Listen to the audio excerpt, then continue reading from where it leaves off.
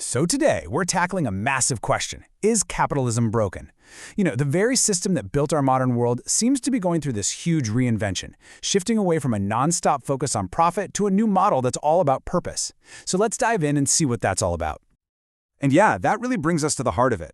Look, we're living in a world with incredible progress, and a lot of that is thanks to capitalism. No doubt about it.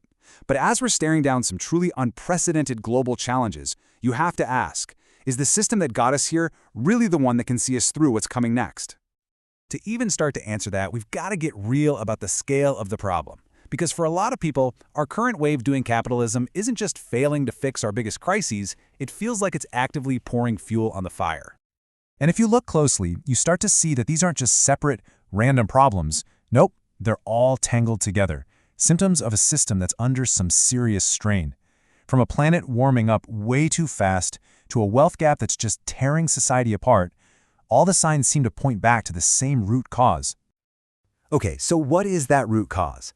Well, it all comes down to a philosophy that has completely dominated the business world for the last 50 years or so, this intense, relentless focus on the short term.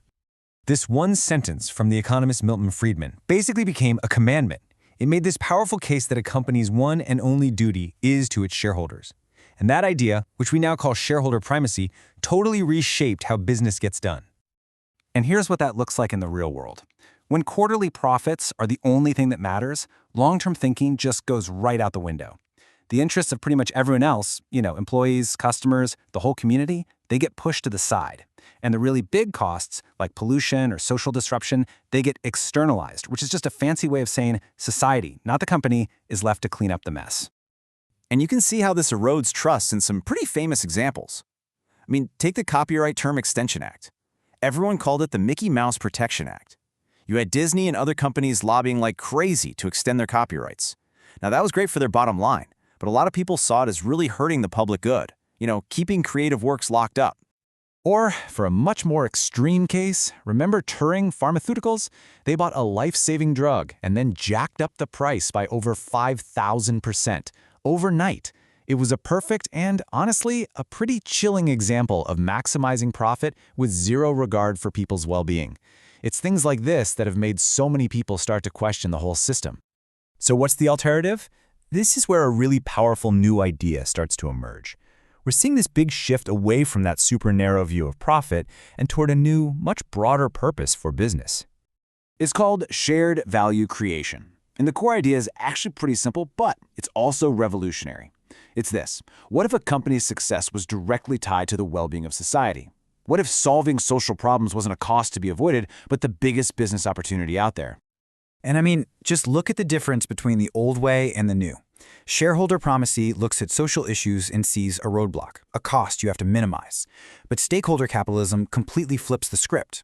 It looks at those exact same issues and sees an opportunity, a chance to innovate, to build trust, and to create real, lasting value for everyone. Okay, that all sounds great in theory, right? But is purpose just a new marketing buzzword, or is it actually a new way of doing business? Well, let's look at some companies that are actually putting this model into practice. Let's talk about Erik Osmundson. He was the CEO of Norway's biggest waste management company. He took over this business that had low margins, it was plagued by scandals, and he totally transformed it. So how did he do it? He aligned the company's financial goals with a really clear environmental purpose, to lead the change toward a circular economy. See, Osmundson's story is a perfect example of a company choosing what we call the high road. And pretty much every business today faces this exact choice. Are you going to take the low road? Cut costs, squeeze everything you can for short-term profit, no matter the expense? Or do you take the high road and invest in your people, in the planet, and in creating long-term value? And we see this choice playing out all over the place. You've got companies like Patagonia and Unilever that have made taking the high road a core part of who they are, and they connect really deeply with their customers because of it. And then, in stark contrast, you've got many fast fashion brands that represent the low road, a model that's pretty much built on low wages and huge environmental waste. The real question is, which one of those models is actually built to last? And here's the most important part. This isn't about charity. It's just smart business. When you have a clear purpose, it becomes this incredibly powerful engine for growth. It sparks new ideas, it builds fiercely loyal customers, it becomes a magnet for the best and brightest talent, and it attracts investors who are thinking about the next 10 years, not just the next 3 months. Now, of course, if this was all easy, everybody would be doing it already. The truth is there are some really significant real-world roadblocks that make this kind of transformation a huge challenge for any leader. I mean, the pressure from investors for immediate results is just immense, and it often forces that short-term thinking. Plus, it's really hard to put a clear dollar value on a healthier planet or a stronger community, and that makes it tough to justify those long-term investments on a balance sheet. And honestly, big established systems are just built to resist change. And all of these challenges are reinforced by some myths that just won't die. The old way of thinking says purpose is a distraction from profit. But the new reality, which is being proven by more and more companies every day, is that purpose is the path to long-term success. It's not some optional add-on anymore. It's becoming essential just to survive.